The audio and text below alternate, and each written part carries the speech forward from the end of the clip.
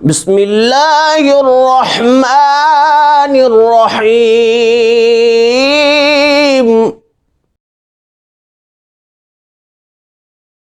بسم اللہ والصلاۃ والسلام علی رسول اللہ وعلی آلہ واصحابہ اجمعین. محترم سامعین و ناظرین،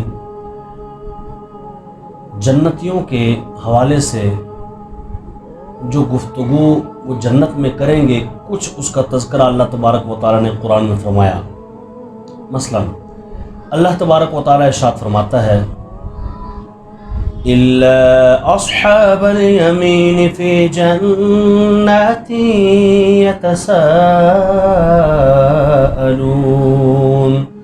عَنِ الْمُجْرِمِينَ مَا سَلَكَكُمْ فِي سَقَرَ ما سلككم في سقر قالوا لم نك من المصلين ولم نك نطعم المسكين وكنا نخوض مع الخائضين وكنا نكذب بيوم الدين.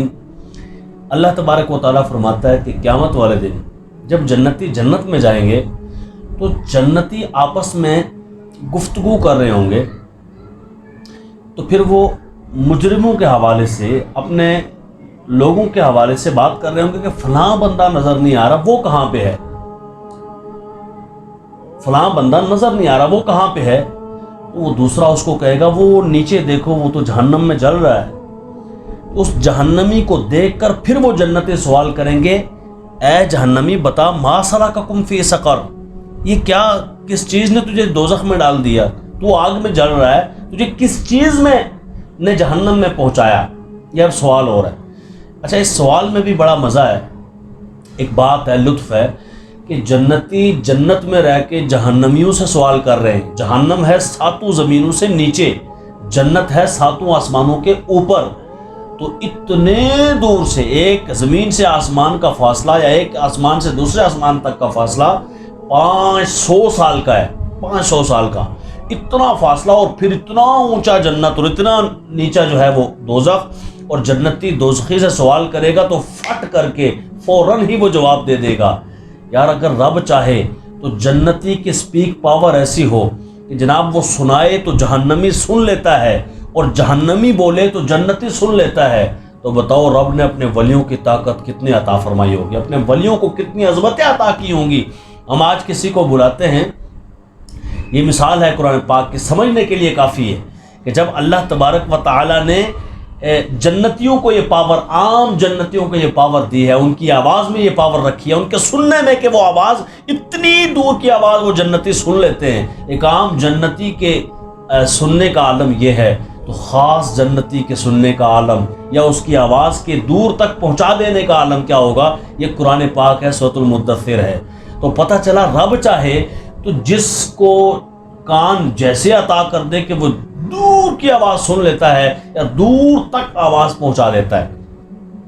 دوبارہ اللہ تبارک و تعالیٰ نے ان کو یہ قوت عطا فرمائی ہوگی.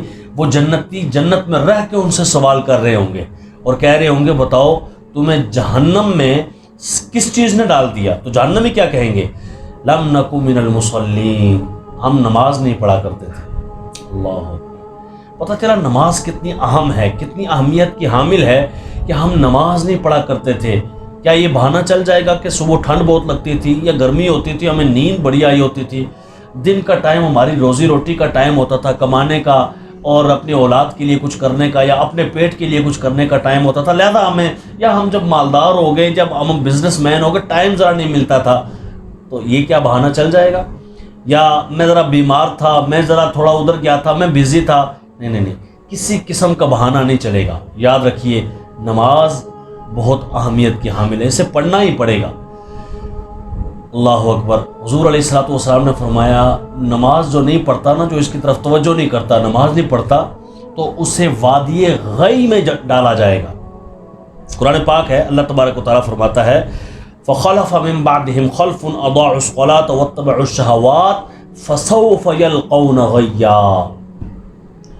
چونکہ قرآن حضور پہ نازل ہوا تو اس لیے میں نے کہا حضور علیہ الصلوۃ والسلام نے فرمایا. تو قرآن پاک میں اللہ فرماتا ہے کہ وہ فخلف من بعدہم خلف اضاعوا الصلاۃ، اچھے لوگوں کے بعد برے لوگ پیدا ہوں گے، اور ان کی برائی کیا ہوگی کہ وہ نماز کی طرف توجہ نہیں دیا کریں گے، یہ ان کی برائی ہے۔ ہوگا کیا؟ اللہ انہیں وادی غی میں پھینکے گا، جہنم کی ایک وادی ہے۔ آپ پوچھنا چاہتے ہیں، سمجھنا چاہتے ہیں، سننا چاہتے ہیں کہ وادی غی کیا ہے؟ حضرت عبداللہ ابن عباس رضی اللہ تعالی عنہ نے فرمایا، پوچھا گیا کہ وادی غی کیا ہے، تو فرمایا وادی غی جہنم کی وہ وادی ہے جس سے خود جہنم بھی پناہ مانگتا ہے۔ اللہ کی بارگاہ میں دوزخ عرض کرتا ہے، جہنم عرض کرتا ہے، یا الہ العالمین میں جہنم ہوں، مگر جہنم کی اس وادی سے مجھے بھی بچا، اس کی آگ سے بچا، اس کی تپش و حرارت سے بچا، اس کے درد اور غم اور تکلیف سے مجھے بچا۔ اللہ کریم ہم سب کو وادی غی اور جہنم سے نجات نصیب فرمائے، اور ہمیں نماز پنجگانہ کی توفیق عطا فرمائے۔ دیکھیں، نماز یہ اللہ تبارک و تعالیٰ کی نعمتوں کا قدر کا ایک ذریعہ ہے۔ ہم اس کی نعمتوں کو شمار کرنا چاہیں تو کر سکتے ہیں؟ بالکل نہیں۔ خود اللہ فرماتا ہے وَإِن تَعُدُّوا نِعْمَةَ اللَّهِ لَا تُحْصُوهَا، اگر تم اللہ کی نعمتوں کو گننا چاہو تو گن نہیں سکو گے، اتنی نعمتیں اس نے آنکھ جیسی نعمتیں عطا کی، ہاتھ جیسی نعمتیں عطا کی، سننے جیسی، بولنے جیسی، سونگنے جیسی، چلنے جیسی۔ اگر ہمارے پاؤں نہ ہوتے تو ہم کیا کر سکتے تھے؟ کتنے لوگ ہیں جن کے پاؤں نہیں ہوتے؟ ذرا خود ہی غور کر لیجئے گا کہ آج ہمارے نہ ہوتے تو کیا کر سکتے؟